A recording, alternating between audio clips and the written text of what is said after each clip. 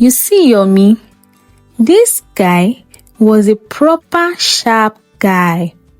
The kind they called the TDH guy. Tall, dark, and handsome. And believe me, he was really handsome. Women, especially the rich ones, were always falling for him. He was a professional in the business of love. He didn't stress himself to work a 9 to 5. Instead, women always pay his bills. He would sweet talk his way into their lives, make them feel like the only woman in the world. And before they knew it, he was living large, all on their money. The moment he found a bigger catch, he would find a way to break up with the lady he is dating and move on to the next one. His latest mission was Messi, and this one was a big catch. She was the only daughter of her father, a big businessman in Lagos, who transferred all his wealth to her just before he died of a chronic ailment, making her a billionaire. Messi was a simple and a kind girl. She was just around 23 years old. She was a novice when it comes to matter of love. She had never met a man who made her feel so special like the way Yomi treated her. Yomi had her wrapped around his finger. She was so in love that anything he asked for, she gave him without a second thought. He told her he needed a house and she bought it. A new car, she bought it. He even dared to say, "Baby, since we are getting married, it's only right that you give me a top position in your company so I can manage the company well for you." And guess what? Without hesitation, he was given the position he requested for. She was so blind that she couldn't see the red flags. Anyway, was there even any red flags?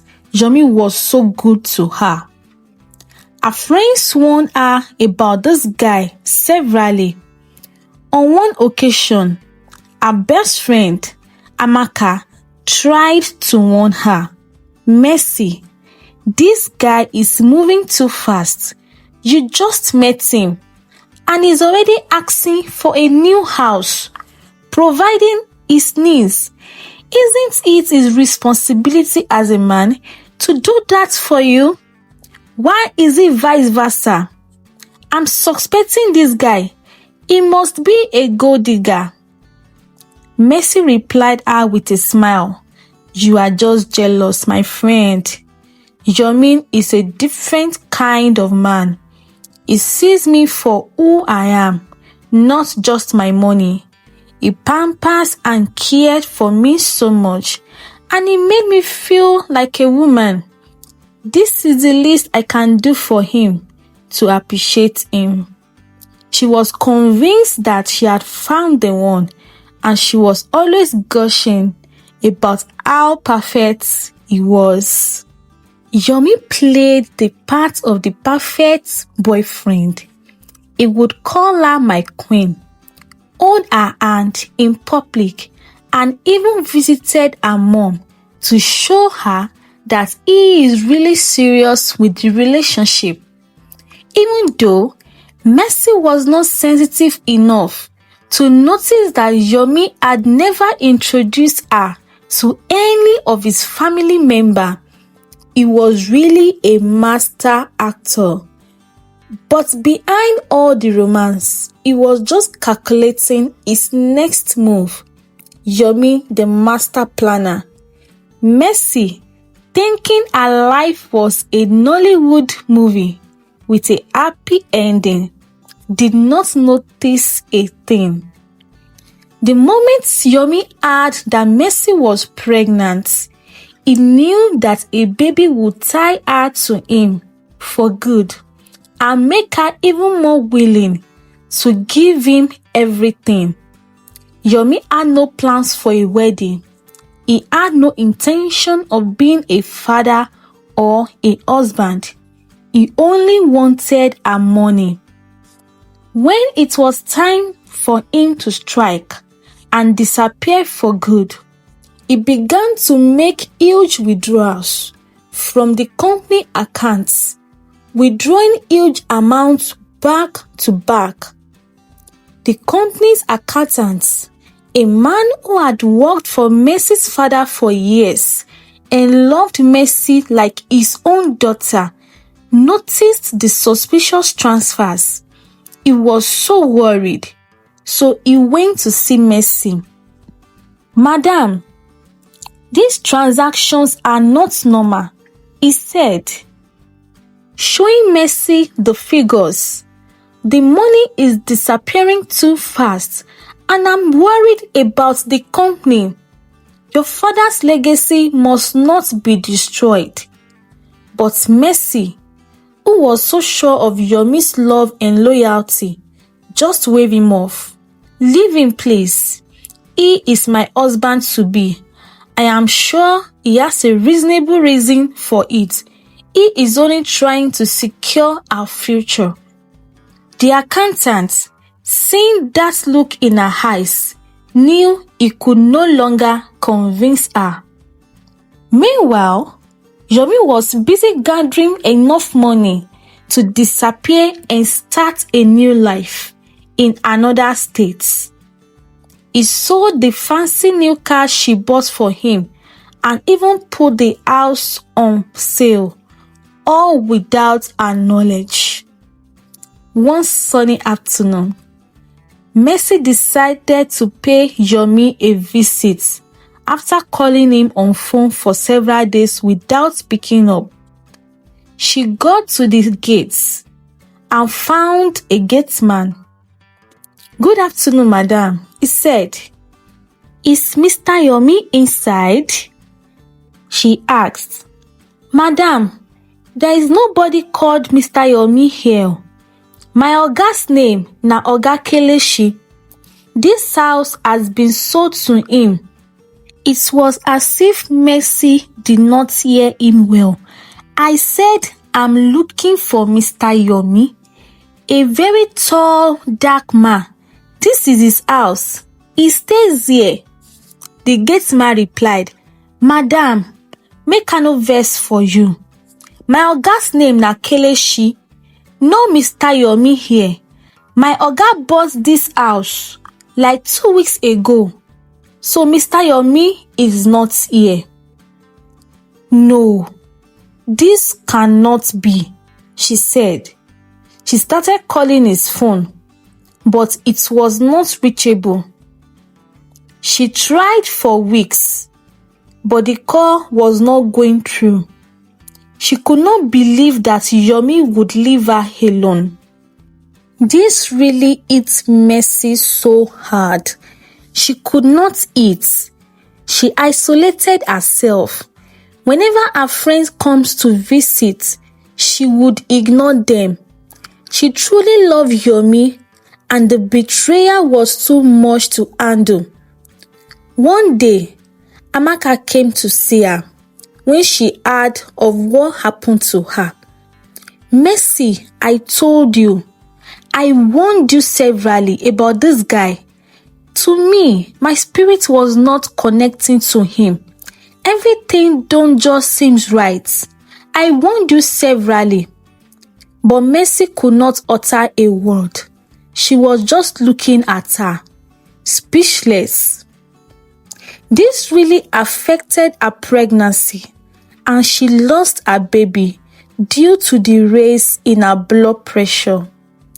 He had used her and taken everything from her. Broken and in tears, Messi stood in the middle of her living room. She fell to her knees, her body shaking with grief and rage. "Yomi," she cried out. Her voice was filled with unimaginable pain. "You will reap what you sow. May you never find peace in life." Messi cursed Yomi. Yomi is now in a very faraway city where he was living a life of flex. The money he took from Messi was sitting pretty in his account, and he saw it not as a stolen funds, but as a well-deserved reward for a job well done. He was busy enjoying, staying in fancy hotels, and eating at expensive restaurants, and his mind was already on the lookout for his next targets. One afternoon, he went to a beautiful beach to relax. He was just taking in the view when from a distance he spotted a young, beautiful girl. She looked so stunning. Her skin was glowing in the sun, and Yomi could not take his eyes off her. He straightened his clothes, and with a swagger, he walked up to her. He approached her to speak to her, and their conversation flowed so well. It felt like they had known each other for years. Yomi, the handsome guy, was irresistible to her, and with that, he had a good charisma to make people enjoy conversation with him, even if you are meeting him for the very first time. As they were leaving, she walked to her car. "Wow," it said to himself. He has seen cars before, but this one was screaming luxury. This is not just a big fish. This is the biggest fish I have ever caught in my life. Her name was Chioma. They became very close, and even when he asked her out, Chioma said yes immediately. No woman had never said no to Yomi, the TDH guy. They started dating, but this time, something was different. He found himself thinking about her all the time. He started feeling a true and genuine love for her, something he had never experienced before. He no longer wanted to use her for her money. He wanted to make her his wife. And at the same time, he was struggling with his emotion. He would say to himself, "This was not the plan, Yobi. The plan is to make money from her and dump her. Why do I find myself falling in love with her?" When he saw he couldn't overcome the struggle, he had to succumb and decided to be committed to Chioma. The man, who was a professional player, was now getting played by his own feelings. He started getting serious with their relationship, talking to her about marriage and wanting to build a real family with her. He told her, "Baby, I want to do this thing properly. I want to take you to my parents so they can see the woman who has stolen my heart." Chioma agreed, and Yomi was so excited. He couldn't wait to show her off to his family. He took her home, and his parents, who had always worried about his lifestyle, accepted her with open arms. They saw how happy he was, and they blessed their union. For the first time, Yomi felt a real sense of peace. He had found a home in Chioma. But then it was time for him to meet her parents. Every time he brought it up, she would find a way to avoid it. They are out of town, she would say. They went on a long vacation. She always had an excuse. One thing was strange in their relationship. Yomi do not know where she lives. Whenever he told her he wants to pay her a visit, she would say he should not bother, and it is not yet time for him to know her house. There was a day Yomi intentionally traced Chioma so that he would pay her a visit, but all of a sudden, she lost her and couldn't trace the direction where her car headed to. But with that, Yomi did not bother. All that matters to him is the love he has for Chioma. One evening, Chioma called Yomi to inform him that she is pregnant. He was so happy about the news and was jumping out of excitement. For the first time, Yomi was happy that a lady got pregnant for him. Chioma also told him that he should prepare to meet her parents now that his seed has been planted in her. That was another excitement for him. Finally, he will be meeting them and to commence their wedding preparation. That night, after a long day and happy day, Yomi went to bed and had a very strange dream. He found himself underwater. He saw Chioma, and as he watched, her legs transformed into a beautiful mermaid tail. A group of other mermaids surrounded them, all smiling and happy. They welcomed him into their kingdom, calling him their new in-law. They prepared a big feast for him, with food that looked nothing like what he knew. And they celebrated his arrival with songs and dance. In the dream, he met Chioma's father and mother, and they made him swear an oath. With all the mermaids watching, they told him, the day you ever cheat on Chioma or leave her, you will live a miserable life, to the extent that even if you call death, death will not answer you.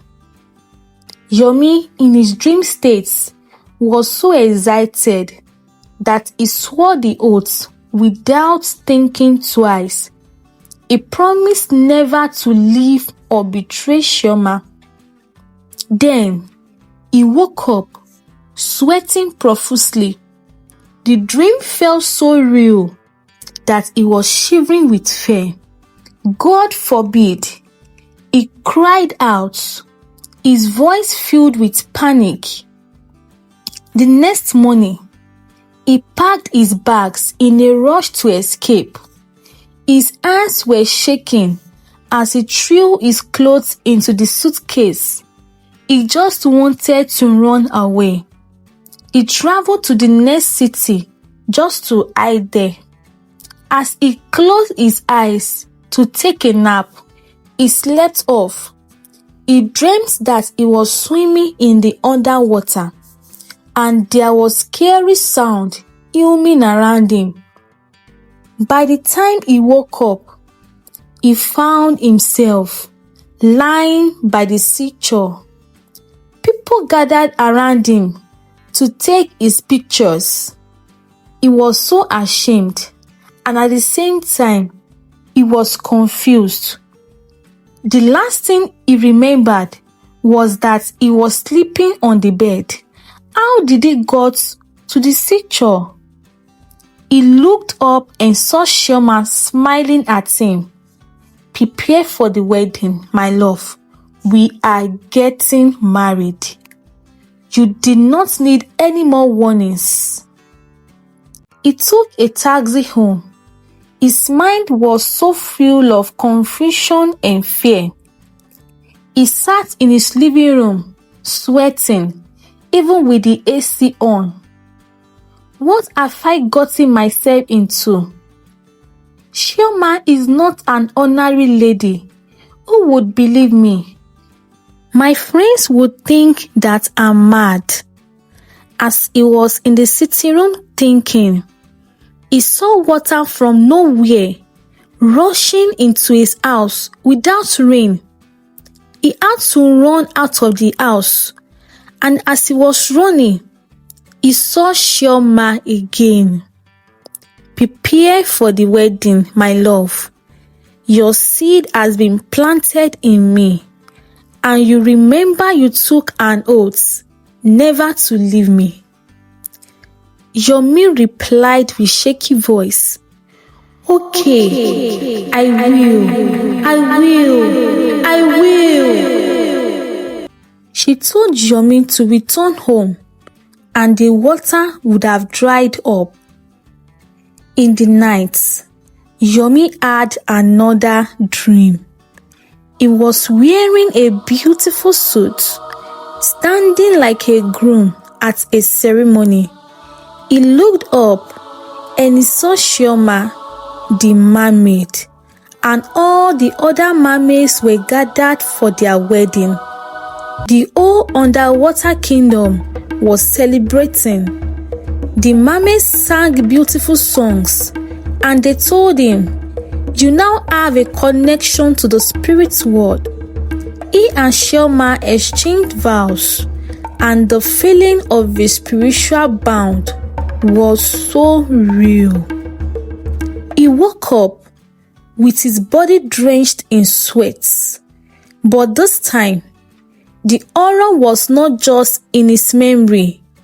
He saw Chioma lying beside him on the bed, her eyes opened, watching him. He jumped up in fear.